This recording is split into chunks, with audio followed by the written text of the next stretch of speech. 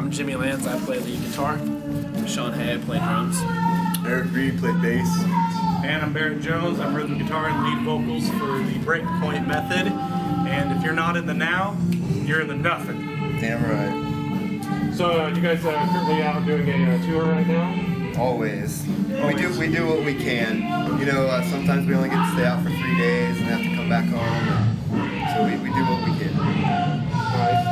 So what's your next stop after tonight, Edge? Tomorrow we're in Iowa, in Council Bluff. Wow, that's a nice little drive for you. We just got back from Chicago. We went and played 2 shows in Chicago. Wow. We played the Smoky Hill River Festival in Salina.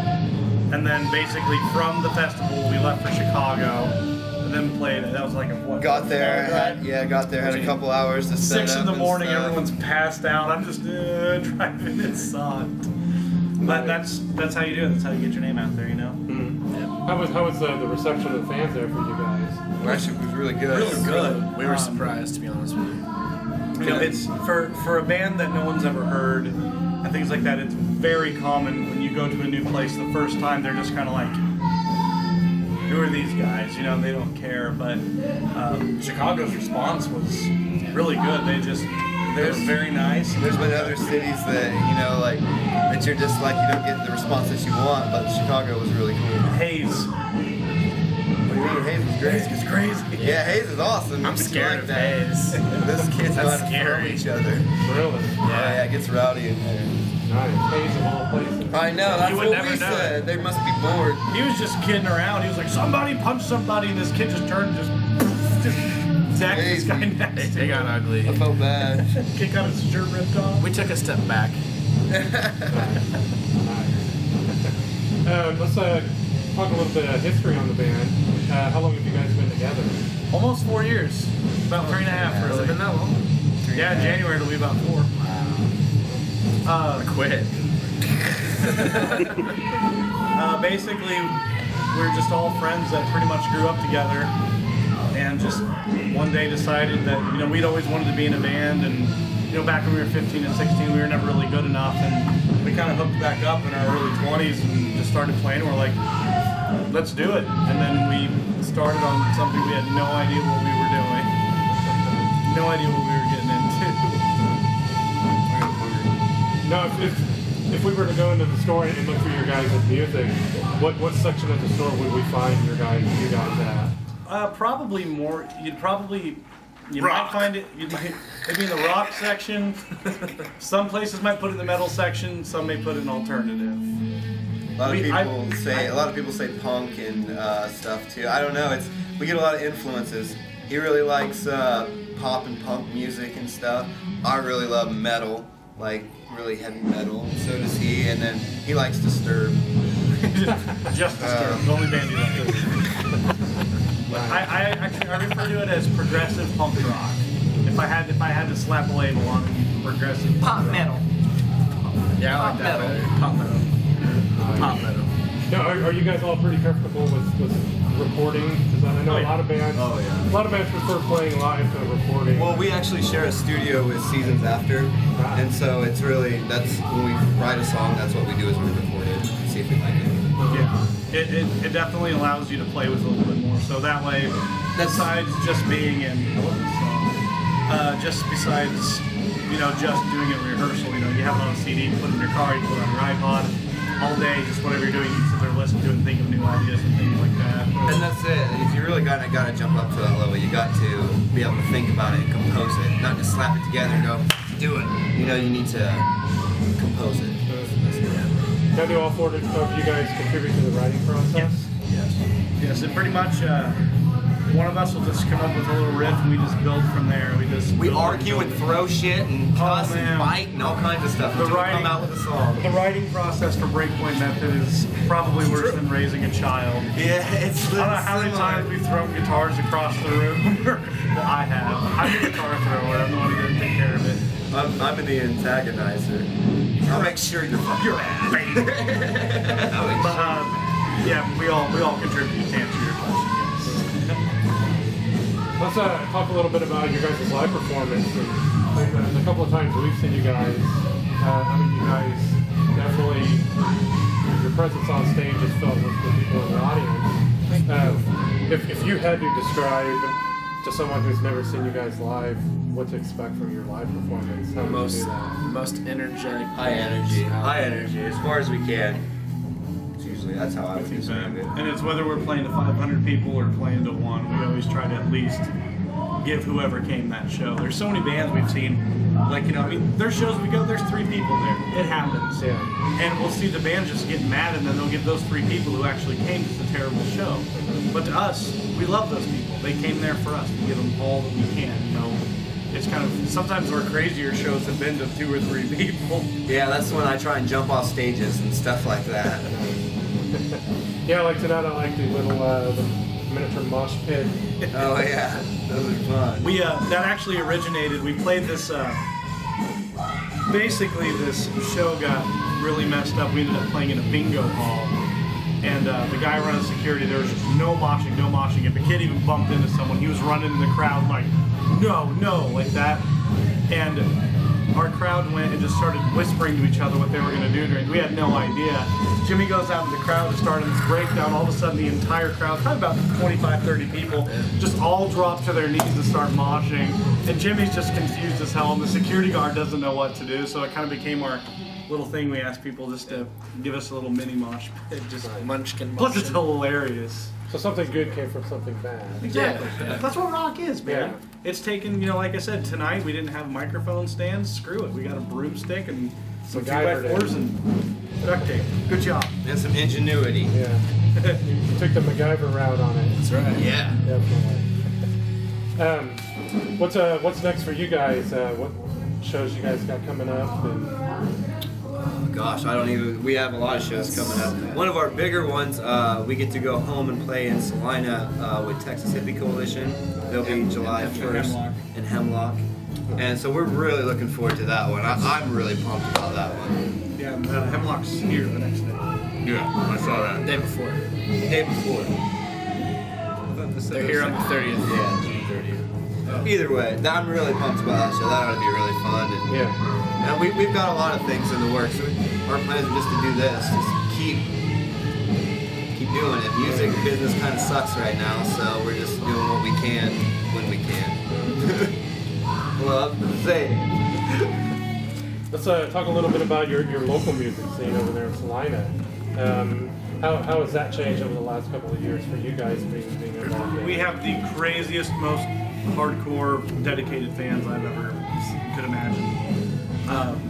They'll get in fights for us. Oh yeah. Like it's crazy. Like someone will be like, Breakpoint Method sucked. We've had someone get their ass kicked because they said that we sucked. He's like, dude, I beat his ass. I'm like, you could have just agreed with his opinion. He just said, well, that's fine. I happen to like them, but he kicked his ass instead. I got a text in the middle of the night from somebody, and they tagged a whole train car with Breakpoint Method. Wow. Yeah. Yeah. Our I was like, fans oh, are, wow. our fans are crazy. We love them. Yeah, absolutely. They're the only reason that we can still do this. We live off them pretty much. Like, and that's no joke. Like, they just helped our van get repaired. We blew our transmission out on the road, and They paid for all of they it. paid for all of it. We had just set up a donation box pretty much, and everyone just donated enough money to put a brand new one in. About a week and a half, we had enough for a new transmission. Just Wow. basically just asking our fans like help us out, and you know to have such a mass quantity of people believe in you and believe that you can actually do something with it and want to see you succeed. It's better than money. Yeah. To me, like we don't make any money at this, but that is what it's for. That's the best way. Now, there's been crazy things over the last couple of years, the social network sites, the Facebooks and MySpace and Twitter and Reverb Nations. How has those things kind of affected your band? You gotta do them. You have to do them. Yeah, we have all of them. You have to know which one's the most important at what time.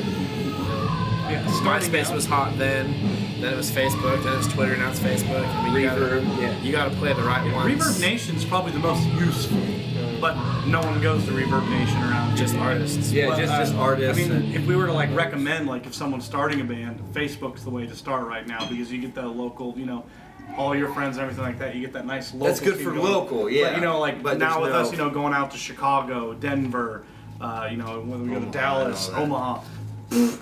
You know, so we can do Facebook all we want. We can just say, hey, if you know someone in there, you know, so it becomes a little bit harder on there to where you actually have to. You got to use a street team. Yeah, you got to use all the tools. Like that's no matter if you like it or not, you got to do it. Jimmy's stuck with some hard jobs. He gets to do a lot of our networking, and I know that he doesn't appreciate it a lot, but he does it because you have to. So. Do you think those like the social network sites have been a big help with your band and building your fan base? Yeah. Yeah. Definitely. It has been. I don't know where we'd be without it, to be honest with you. It's kind of how the world works. Well, I mean, you know, when you talk about the internet and social networking and things like that, that's what we won 2 of the 3 actually of the Ernie Ball Battle of the Bands online when we just started out. We were 6 months into this band, and we were the one band chosen to play the St. Louis Taste of Chaos tour. With like Thursday and Pierce the Veil, 4 Years Strong. You know, we got shit faced behind before we played because we looked out of the curtain So and nervous. there was like a sea of people, and we had literally been a band for like 6 months. And so I bought a bottle of Crown and we all just drank it. And It didn't help. no, I went out there and I was sober. But without MySpace and Facebook, we wouldn't have got those votes. Yeah. No one would have done that. So no, it's It's a necessity. the most useful tool. No, I know you guys have got probably hundreds of musical influences, but if you guys had to name a couple that are kind of a general musical influence on the band, who would that be? Story of the year. A day to remember. I'm always trying to throw in Offspring stuff. I'm a huge Offspring fan. If you listen to just some of the lyrical structure and things like that, you hear a lot of Listen to lyrics in here. I've been trying to tell you. structure. People listen to the bass line. Everybody cares about the bass line. After the interview, we'll talk. I got a nice Offspring story to tell you. Nice. So the next 6 months, what's in the works for you guys?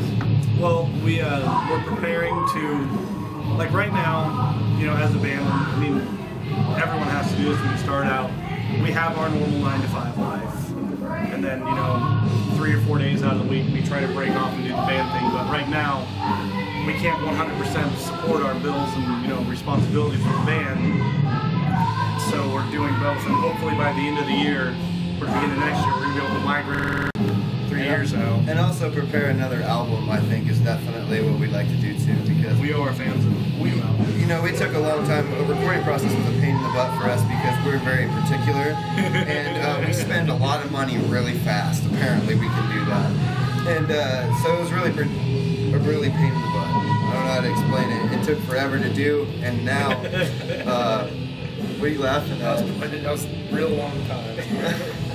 Yeah, real long time. We definitely want to get some more music out there because our fans waited a long time to buy this album. Some of these people have literally seen our show 100 times. You know what I mean? And they've seen the same album played, so we'd like to write something else. Nice. And have you guys already started working on anything new? And how would you compare some of the new stuff to the stuff that's on your current disc? I think it's a little more polished. It's a little more technical. Mature. It just sounds more mature, a little more grown up. A lot of the stuff that we did were just little things like we had made up when we were 18 or 19 years old. Always wanted to put into a song. So a lot of them just, you know, we feel that we can do a lot better. And through our album Empty Promises, through that recording process, you know, we realized that there is a step up, and we're always aiming for that next level. You know, we always want to be better. We are never satisfied with anything that we do. Ever. We are downers to be with on the road. Yeah. Oh yeah. And to record in the studio, like everyone's like, oh, it'd be so fun to record in the studio. It's terrible with us because we're like, did you hear that? Did you hear that? That was crap. It was fun. No, it was crap. That's how it is. He had the really flu was. both times. Yeah, every time I hear a click track, I get sick. Nice. Cool. Well, hey, man, I think I covered just about everything. Awesome. I appreciate you guys taking the time to chat with us tonight. Well, we appreciate it, man. Oh, yeah. Maybe next time Sean will talk. Yeah. It'd be sweet. Here, say this, Sean. Look at the camera and say that. If you're not in the now, Then you can't. if you're not in the now, you're in the nothing. Edit. Nice.